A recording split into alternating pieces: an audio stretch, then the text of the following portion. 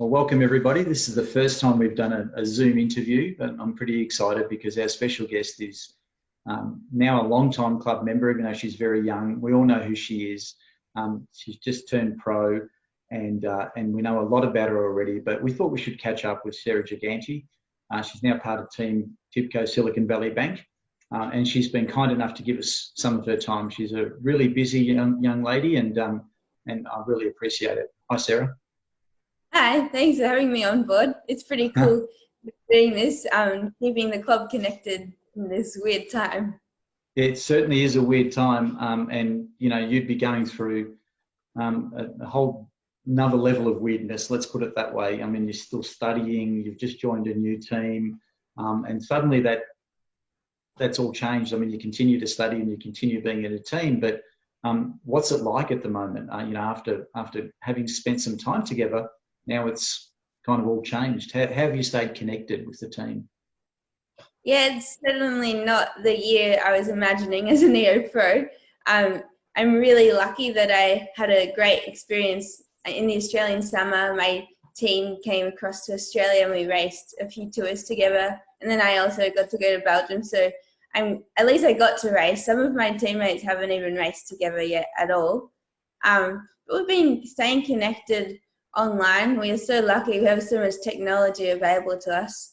For example, tonight I'm going to be doing the last stage 5 of the Zwift Tour for All.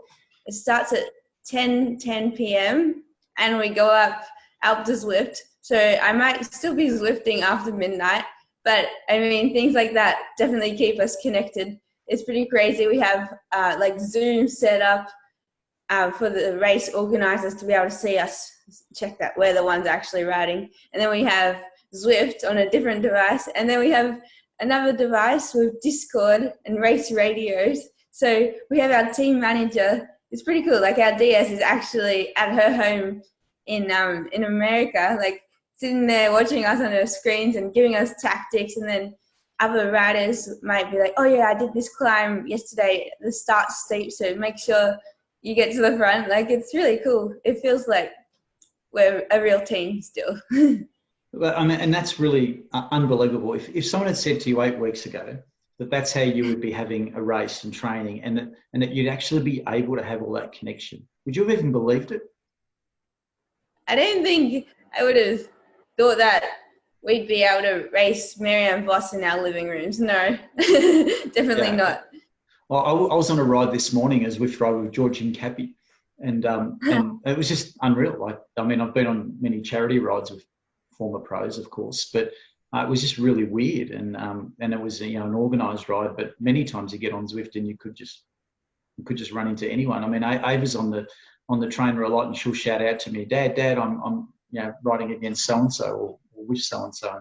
Yeah, it's incredible. It's kind of surreal, but it is actually quite normal now, which is the whole point of this, isn't it? That we're becoming normalised to something different. And I guess post this, you've been so used to being on a trainer anyway. I mean, do you see this type of training and this type of connection even when we start getting to some sort of normality to continue?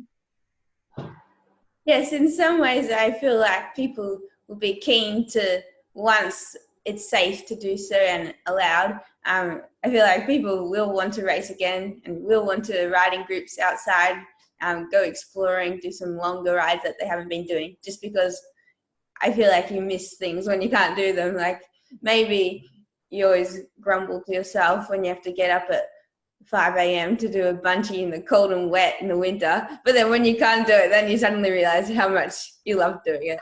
So part of that, I feel like people will want to get off the ergo for a little bit.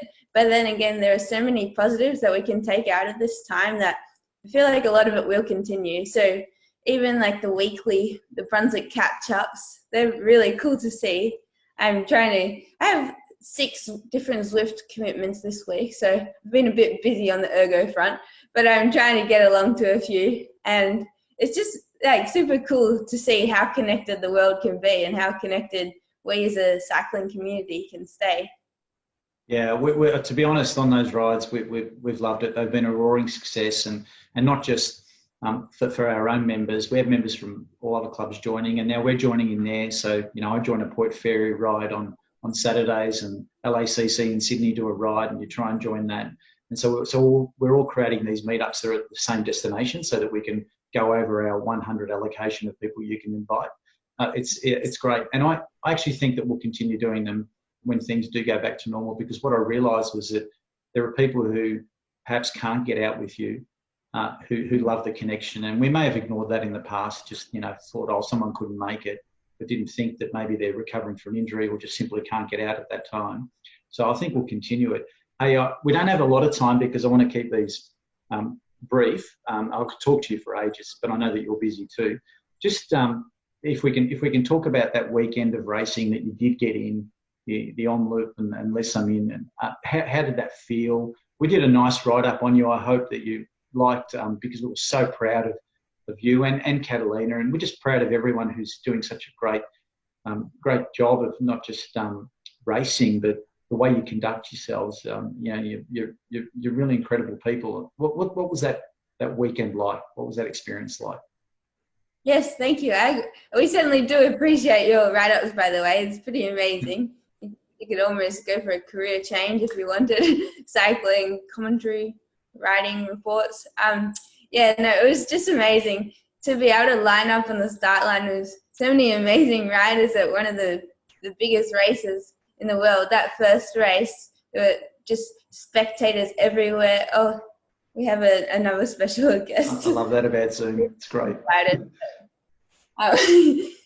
Just there were people thrusting notebooks at you, like wanting autographs, like some people had little pictures of like my teammates and they wanted them to sign it. So that, like, things like that, just European things, you did not get that in Australia.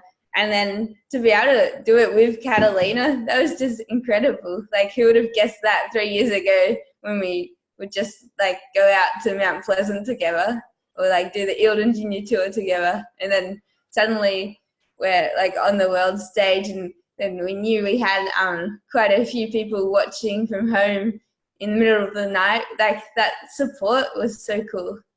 Yeah, I get quite emotional just thinking about it, actually. The one thing that stands out to me that weekend was that I was texting your mum, and she wasn't aware that the team's presentation was live, and I was sending her photos I'd taken of the TV of you. And it was just, because things just happen so quickly. And you're right, 3 years ago, I reckon there would have been a few people that would have thought that you'd be on the world stage. You and Catalina and Luke's doing great, and we've got so many great riders, Nathan Elliott, etc. Ruby, Graham, Henry. Let's just, it goes on and on and on. So for many of us, we're not surprised because we see your dedication and the way you apply yourselves. But when it actually happens and you see it on screen, it's just another level again. So great. That's a really good summary of what happened. I'm gonna wind it up, and hopefully we'll be able to talk more about races the next time we catch up.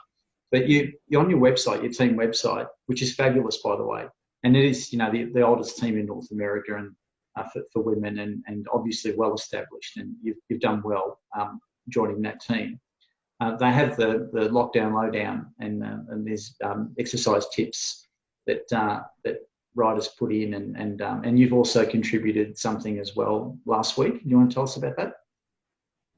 Yeah, we have this really great system, so we're trying to keep the team connected and let some people in to like what's it like to be a pro during this strange period where there's no racing for us. Like, that's our job, and we can't really do it right now as we normally would. So we have a few sections. Last week I did the goal setting section, so if you want to read up on that, you can hear about it's mainly how in the past I've just focused on having rather lofty goals. I guess I really like challenges, so I'd like to set goals that are just like so big and hard that they're kind of daunting, and I like that daunting element. That's what makes me push myself day in, day out.